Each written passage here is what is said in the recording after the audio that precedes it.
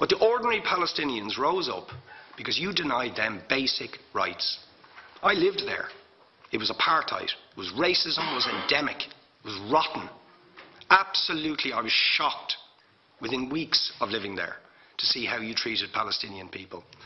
And isn't it the fact that the law of return, which is the basic law of the Israeli state, is a racist apartheid law because it confers rights on Jews that it denies to Palestinians. It allows, for example, if I was Jewish and had never stepped foot in Israel, I could claim citizenship there tomorrow, but 6 million people whose origins are in what you now call Israel, who were forced out in 1947 or 48, do not have that right. Isn't that part of the reason why the Palestinians are in dispute with Israelis?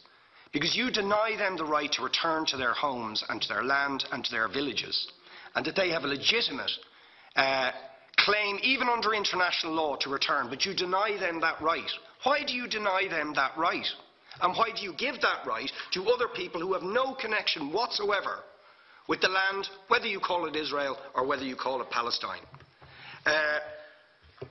Why do you continue to seize land, if you're serious about Oslo and the two-state solution? Why do you continue to seize land, which under that agreement is land designated to be Palestinian land?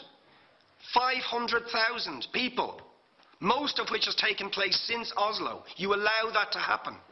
Why do you allow it to happen if you're serious about giving this land to the Palestinians? It's absolutely extraordinary. And it just, are you not just taking us, Ambassador, for idiots? That you can say with a straight face, we're serious about peace, but while we're serious about peace, we're going to seize Palestinian land. And you expect the Palestinians to just sit back and do nothing about that. And the world to accept that that is an acceptable way to behave. And you asked earlier on, could we have some constructive solutions? Now you know what the Palestinian people have been asking for. Far less even than some people would ask for. Because I believe the whole apartheid system should be dismantled. But what they've asked for is to lift the siege of Gaza. Just to lift the siege of Gaza. Let them have an airport. Let them have ports. Let them not be dictated to by a government for whom they do not vote as to what can go in and out of their territories, whether they will have power, whether they will have clean water, whether they will have medicine. What makes you think you're allowed to have nuclear weapons and the fourth biggest army in the world and visit destruction on the people of Gaza, but they have no right to defend themselves? They have no territorial sovereignty over that land. Would you ask questions, please? How do you justify that? Yeah.